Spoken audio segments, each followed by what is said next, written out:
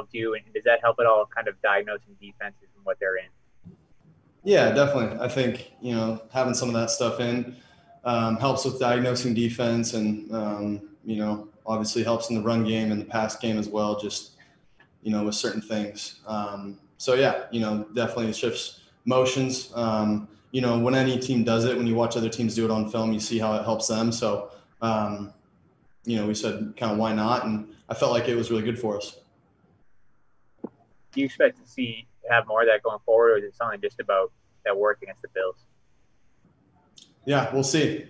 We'll see. I think it was good for us against them, and depending on what we see from other teams, could be advantageous for us going forward as well. Was there any ever conversation with you and Adam about trying some of that motion earlier in the season? Yeah, for sure. And we've always talked about kind of keeping the defense off balance. But, it's definitely something that we saw other teams use against Buffalo. And so, that's what we saw there.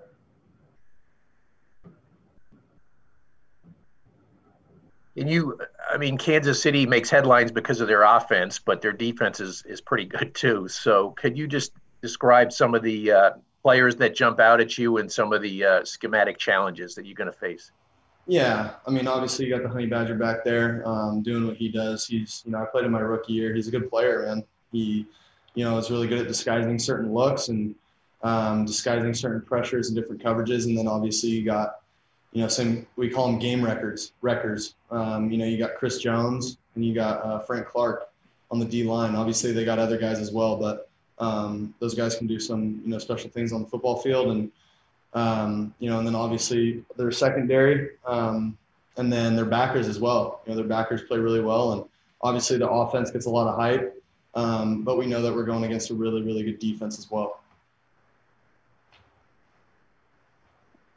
Sam, I know you guys are only concerned with your own improvement, but when you're playing a game against the champs and you're heavily underdog, everything like that, is there any extra juice? Is there more motivation there? No, I think for us, it's just taking it one game at a time. Over here, right now we're taking it one day at a time, obviously. So that's just how we look at it. This is just another really good opportunity for us to go out there and prove ourselves, against a really good football team.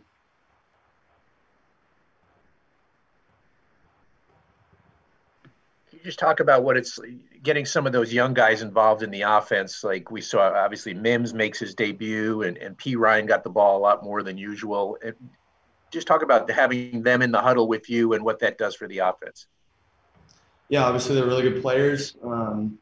Draft them for a reason. We draft them to come in here and make plays for us, and know what to do every single play when they get in there. So they've been doing a good job so far, and we're just, looking forward to, continuing to have them contribute in our offense and do well.